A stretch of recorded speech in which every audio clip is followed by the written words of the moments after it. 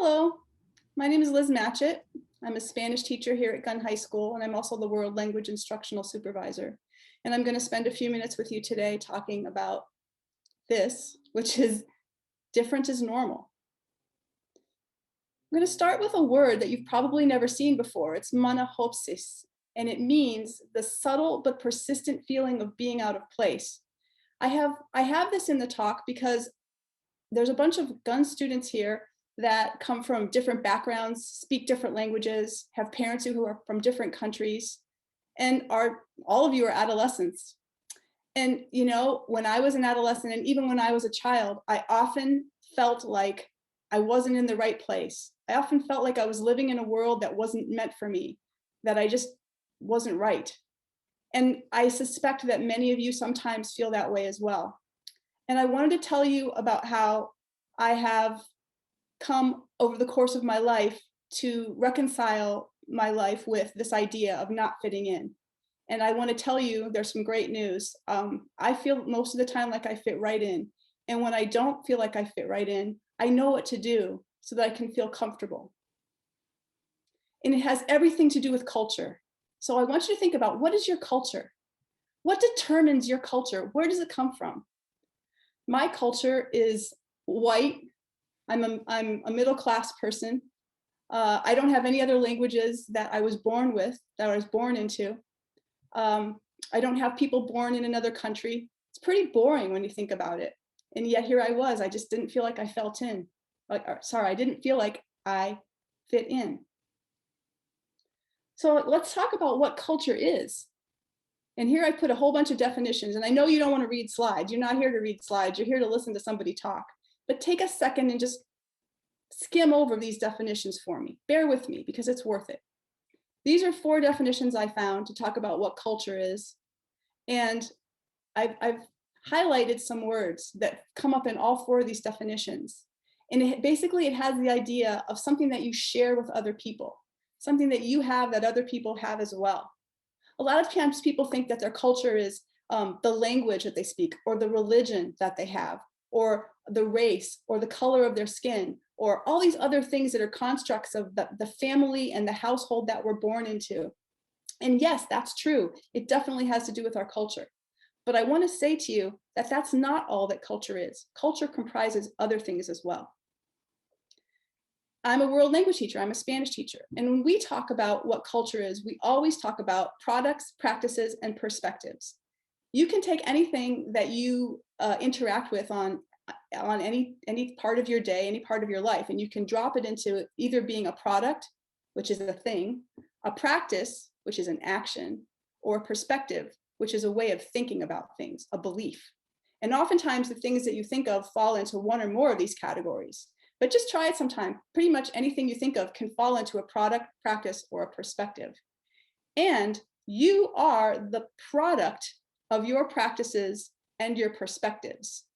And I had a really big epiphany when I realized that you get to decide what are your products, your practices, and your perspectives. Yeah, you have the ones that you have from your family that you live with, but there's also ones that you get to create. And you're in your adolescence right now, in this time when you are experimenting with things. You have new friends. You have something that's outside of what you do with your family. You are continually creating your own products, your own practices, and your own perspectives. You're in this incredible time of growth, which means, if you think about it and take a step back, that you get to create your own culture. So I want to talk to you about kind of how I got to my culture, about where I am now in my life.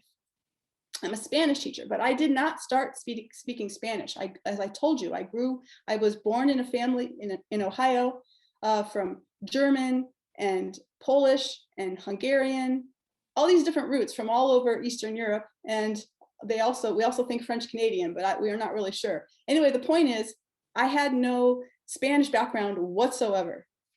And I'd never even been out of the country. We hardly went on vacation, let alone out of the country.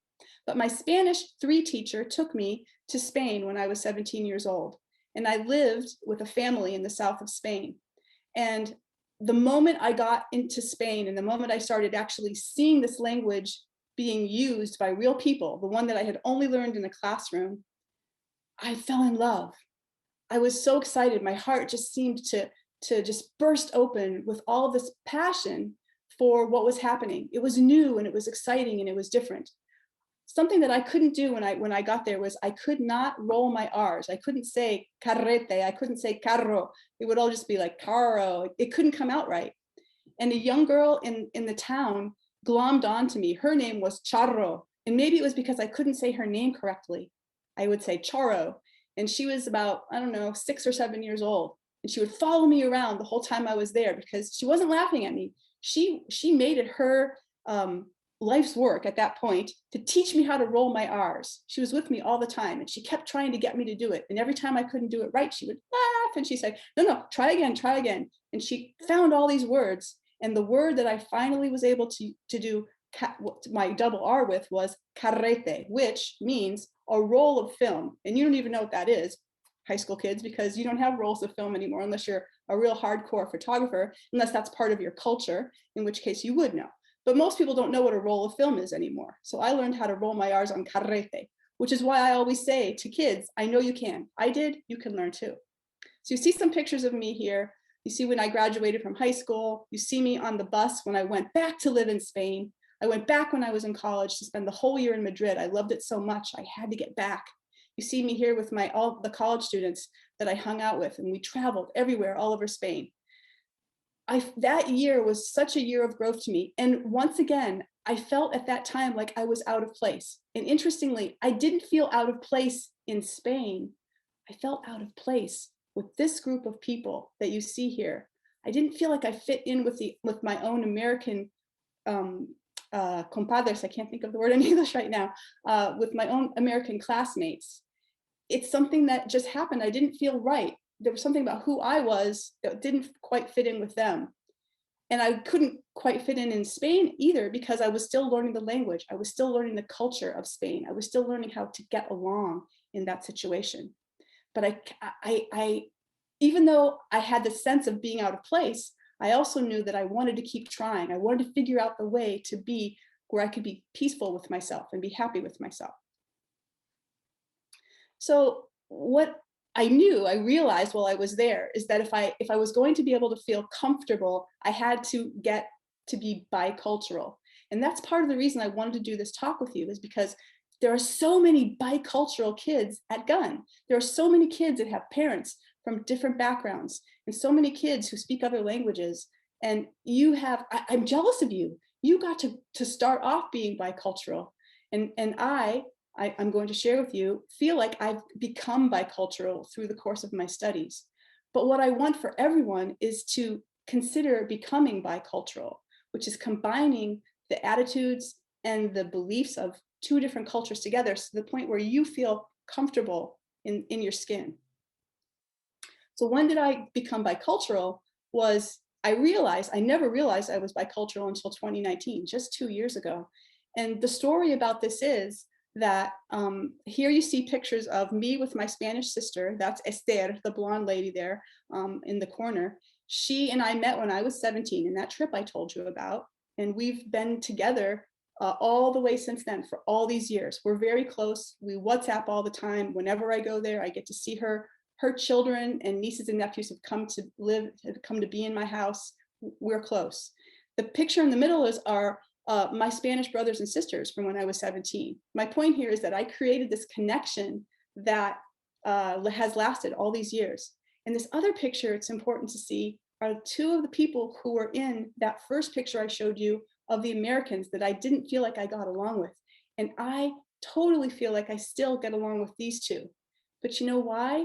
It wasn't because they changed. I had to change in my skin to get comfortable with who I am and being who I am. And that was when Monopsis went away. But the bicultural part, I told you I'd tell you about that. And let me get to it. It is when I got into Spain, when I landed in Spain in 2019, I had been in Germany for about, like 3 weeks.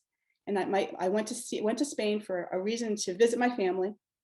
And I landed and I got off the plane and I went to this restaurant and I could speak the language, and I knew what to order, and I knew what was the right food, and I knew how to treat people correctly. And I knew that I was safe here because I could talk and I could do everything just right. And I was like, oh my gosh, I feel right here. I feel good. I'm bicultural. And I was so excited because it was something I had striven for my entire life. I also want to tell you quickly about 3 students that I've had from Gunn, Michael, Molly, and Ruhi, who are also, all 3 of them are bicultural. Here's a picture of Michael. He was in my Spanish 1 class many years ago, something like 15 years ago, and now he's graduated with his PhD. He is a planetary scientist. And he told me his family's from Hong Kong. He always kind of knew he was bicultural, but he didn't really think about it too much. He was too busy just trying to get along, be in school, do the right things. Now, when I just talked to him, I interviewed him over the phone for doing this talk. I asked him, what do you think about being bicultural? And it was interesting. He said that the importance of being bicultural is that you are able to see other people and accept them for who they are and what they are. Here's Molly. She's another student that's from Gunn. Molly is a nurse in Florida, and that's her getting her first dose of her vaccination. Molly's treating COVID patients. Probably as you listen to this, she's doing that right now. She's making it possible for us to do what we do. Thank you, Molly, because we need you. Gosh, we need you in the world.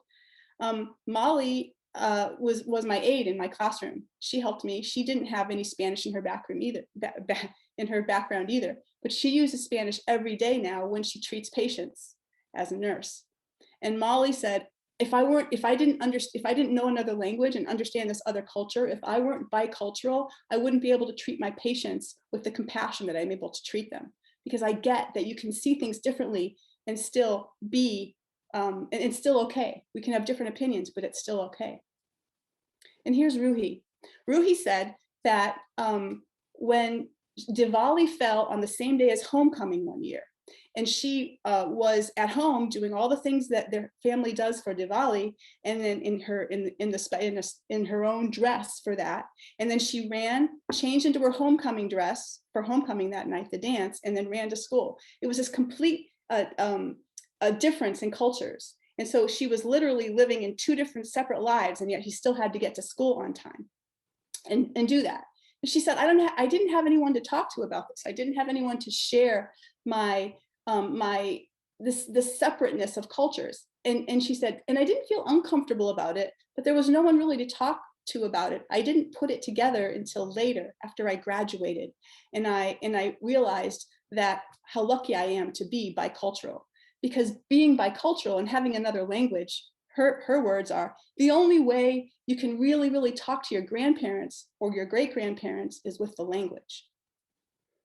So I hope that you maybe saw yourself in one of those 3 stories I just talked about, because I want you to think about, what is the strength that you bring? Who are you and what do you come from? Your culture is your strength. And culture is something that you can grow and you can change depending on your perspective.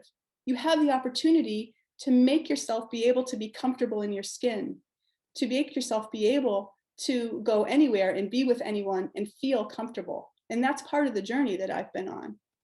So my cultures now isn't just the things I told you about. I love to cook for people. I speak Spanish. That's just one part of me. I'm really good at organization. I do theater. I'm actually a producer for a theater company. I love to garden and I hike and I camp. I sing in a choir. And I also feel that leadership is a way of life. And something that I tell people and I consider all the time is, leadership is a choice that you have in any situation you're in, whether you're the leader or not. It doesn't matter. You can just be sitting in a classroom and you could decide, what could I do to help right now? And that is a form of leadership. That's part of my culture of who I am. So I live my life right now thinking, how can I assist others through my actions? How can I use my power to make the world a better place? And that's part of my culture that I've been able to create so that I can feel happy and comfortable no matter who I'm with and no matter where. I would love for you to think of this, to embrace your culture. I want you to learn to assist others, no matter where we are, no matter where you are in your life. I always want you to think, what can I do to help and make that part of who you are?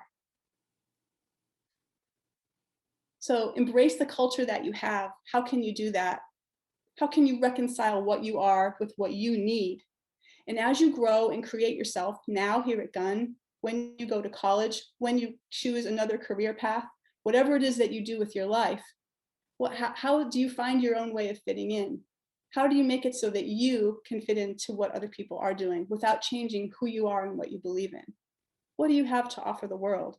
Every single one of you has something important to offer. Thank you so much for listening. Have a fabulous day.